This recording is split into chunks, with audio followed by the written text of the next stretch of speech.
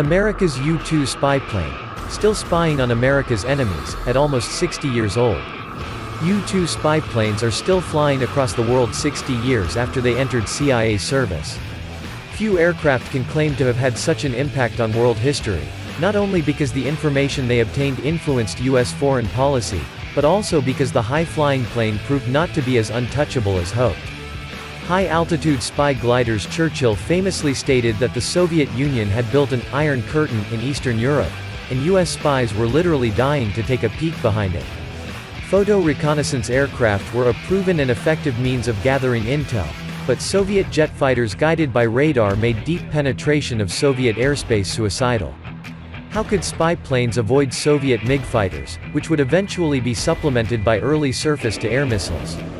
The U.S. Air Force figured that flying at extremely high altitude might do the trick, and possibly even make radar detection impossible, as the Soviet Union's early radars, donated by the United States during World War II, were thought to have a maximum detection altitude of 67,000 feet. 20 specialized high-altitude RB-57Ds were converted to do the job, but they still couldn't fly quite high enough. In 1953, Lockheed's legendary designer Kelly Johnson proposed the CL-282 spy plane to the Air Force, a design that was as much a glider as an airplane, with a long fuselage and enormous wings. The CL-282 was so stripped down it even lacked its own landing gear, and would have had to land on its belly. The Air Force walked out on the concept, but the CIA was intrigued and told Lockheed to do more work on the idea.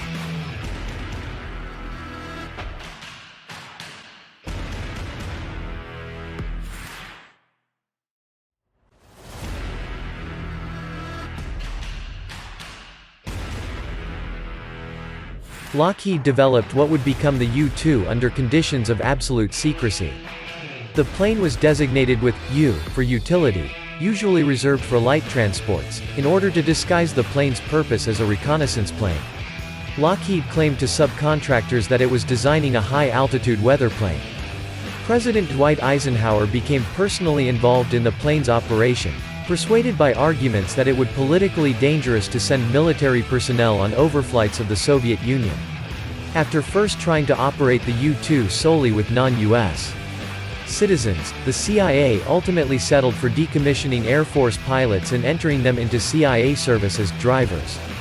The joint CIA-Air Force project was code-named Dragon Lady, an appellation which stuck.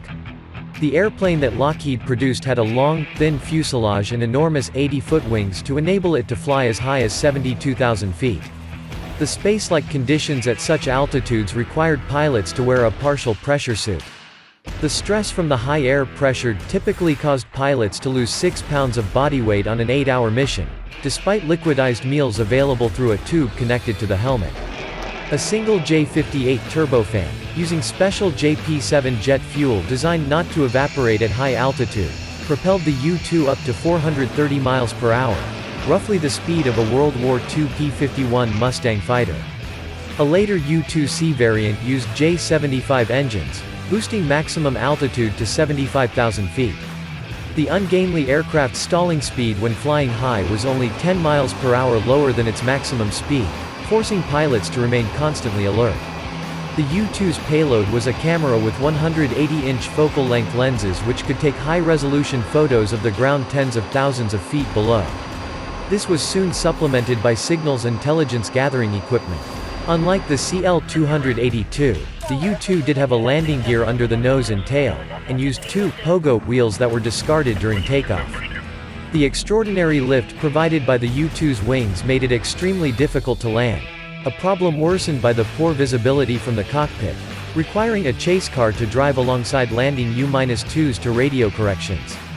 On the upside, the combination of altitude and lift allowed the U-2 to glide very long distances. One U-2 that experienced an engine failure was able to glide 300 miles to land at a base in New Mexico.